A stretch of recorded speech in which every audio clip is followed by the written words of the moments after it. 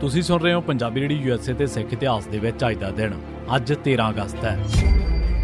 13 ਅਗਸਤ 1986 ਸਿੱਖ ਕੌਮ ਦੀ ਨਾਮਵਰ ਸ਼ਖਸੀਅਤ Sardar Kapur Singh, national professor of Sikhism, ਸਾਬਕਾ MP ਅਤੇ ਸਾਬਕਾ MLA 13 ਅਗਸਤ 1986 ਨੂੰ ਆਪਣੇ ਭਰਾ ਸੁੱਚਾ ਸਿੰਘ ਦੇ ਘਰ ਜਗਰਾਓਂ ਦੇ ਵਿੱਚ ਚਲਾਣਾ ਕਰ ਗਏ।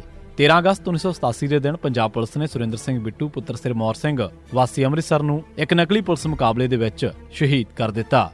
13 ਅਗਸਤ 1999 ਦੇ ਦਿਨ ਪੰਜਾਬ ਪੁਲਿਸ ਨੇ ਨਰਿੰਦਰ ਸਿੰਘ ਪੁੱਤਰ ਲਖਵਿੰਦਰ ਸਿੰਘ ਵਾਸੀ ਹਰਨਾਮ ਨਗਰ ਬਟਾਲਾ ਅਤੇ ਬਲਜਿੰਦਰ ਸਿੰਘ ਪੁੱਤਰ ਅਨੂਪ ਸਿੰਘ ਵਾਸੀ ਢਾਬਾਂ ਵਾਲੀ ਗੁਰਦਾਸਪੁਰ ਨੂੰ ਨਕਲੀ ਪੁਲਿਸ ਮੁਕਾਬਲਿਆਂ ਦੇ ਵਿੱਚ ਸ਼ਹੀਦ ਕਰ ਦਿੱਤਾ। 13 ਅਗਸਤ 1990 ਦੇ ਦਿਨ ਪੰਜਾਬ ਪੁਲਿਸ ਨੇ ਹਰਦੀਪ ਸਿੰਘ ਮੰਡ ਵਾਸੀ ਮਾਲੇਵਾਲਾ ਫਿਰੋਜ਼ਪੁਰ ਨੂੰ ਨਕਲੀ ਪੁਲਿਸ ਮੁਕਾਬਲੇ ਦੇ ਵਿੱਚ ਸ਼ਹੀਦ ਕਰ ਦਿੱਤਾ।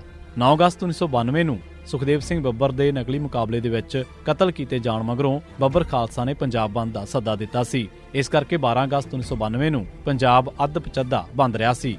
13 ਅਗਸਤ 1998 ਦਿਨ ਸ਼੍ਰੋਮਣੀ ਗੁਰਦੁਆਰਾ ਪ੍ਰਬੰਧਕ ਕਮੇਟੀ ਵੱਲੋਂ ਰਾਗੀ ਦਰਸ਼ਨ ਸਿੰਘ ਨੂੰ ਦੁਬਾਰਾ ਅਕਾਲ ਤਖ਼ਤ ਦਾ ਮੁੱਖ ਸੇਵਾਦਾਰ ਲਾਉਣ ਦਾ ਮਤਾ ਪਾਸ ਕੀਤਾ ਗਿਆ। 13 ਅਗਸਤ 1991 ਦਿਨ ਪੰਜਾਬ ਪੁਲਿਸ ਨੇ ਬਾਪੂ ਸੁੱਚਾ ਸਿੰਘ ਢੰਡੇਰੀ ਅਤੇ ਪੰਜਾਬ ਸਿੰਘ ਪੁੱਤਰ ਬਚਨ ਸਿੰਘ ਵਾਸੀ ਖਜ਼ਾਲਾ ਜ਼ਿਲ੍ਹਾ ਅੰਮ੍ਰਿਤਸਰ ਨੂੰ ਨਕਲੀ ਮੁਕਾਬਲੇ ਦੇ ਵਿੱਚ ਸ਼ਹੀਦ ਕੀਤਾ। 13 ਅਗਸਤ 1992 ਦਿਨ ਪੰਜਾਬ ਪੁਲਿਸ ਨੇ ਦਿਲਬਾਗ ਸਿੰਘ ਪੁੱਤਰ ਮਹਿੰਗਾ ਸਿੰਘ ਵਾਸੀ ਪਿੰਡ ਫੇਰੂਮਾਨ ਜ਼ਿਲ੍ਹਾ ਅੰਮ੍ਰਿਤਸਰ ਨੂੰ ਨਕਲੀ ਮੁਕਾਬਲੇ ਦੇ ਵਿੱਚ ਸ਼ਹੀਦ ਕੀਤਾ।